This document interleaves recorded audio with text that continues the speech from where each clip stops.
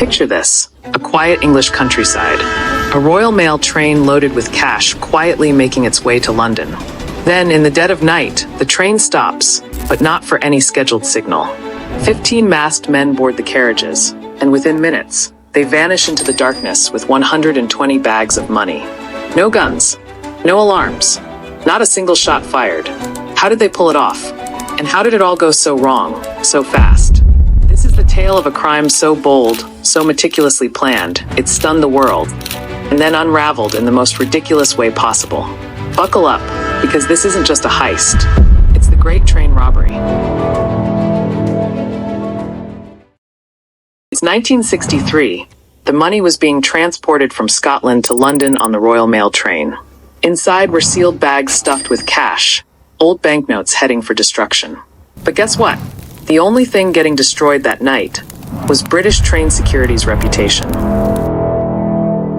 Bruce Reynolds, smooth-talking ringleader with a love for nice suits and an even bigger love for other people's money. He pulls together a squad of 15 men. Not your average pub lads either. Ex-gangsters, career criminals, and one guy whose job was literally just to punch things. And then there was Roger Corddry, the tech guy. The let-me-handle-the-signals nerd. Every heist crew needs one. He figured out how to fake a train signal using a 6-volt battery and some flashlight bulbs. So August 8th, 1963, around 3 a.m., the train's moving along nice and easy, carrying its fortune. Then 8 a.m., fake red signal light. The train obediently stops because it thinks there's a problem ahead.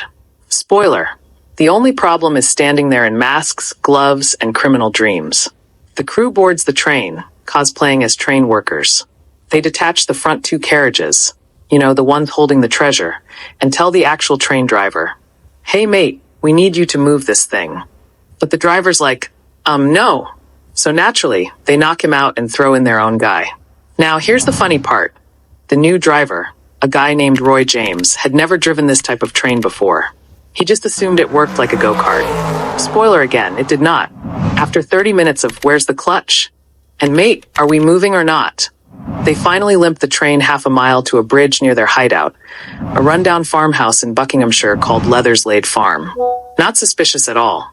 They unload all 120 bags of cash totaling £2.6 million. That's around $70 million today.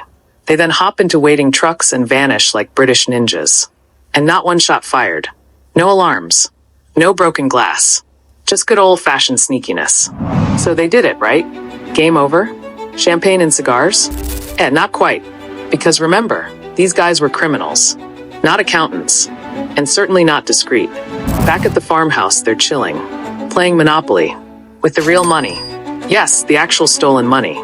Nothing screams we're definitely guilty, like using stolen cash as pretend rent on pretend properties.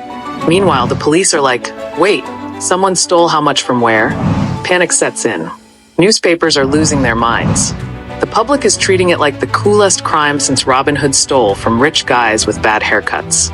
Scotland Yard gets involved. The pressure is on. And then the crew messes up. Big time. They were supposed to burn everything. Fingerprints, evidence, board games, the whole deal. But they left early and forgot.